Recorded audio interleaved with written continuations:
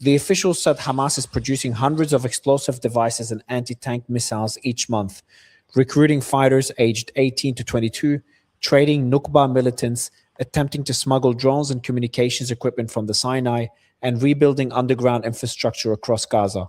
They also warned that Hamas remains strong on the ground, faces no real threat to its control, and is unwilling to give up power in Gaza.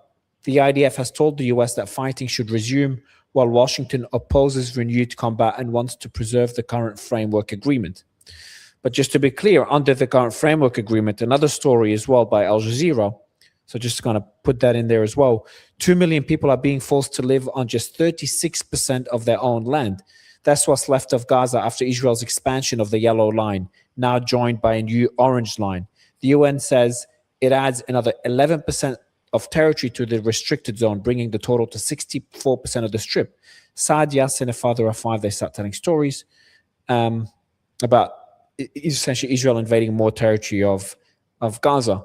But the first sentence, I think what matters, 2 million people are being forced to live on just 36% of their own land.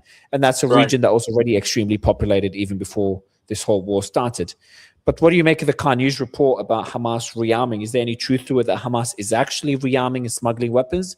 Or are we looking for to build a league that's, a league to really justify more military action in Gaza? But that actually aligns with what we went through a few days ago, by the way, that apparently the Americans are restricting the Israelis on more than just the Lebanese front. They forced the Israelis to a ceasefire in Lebanon.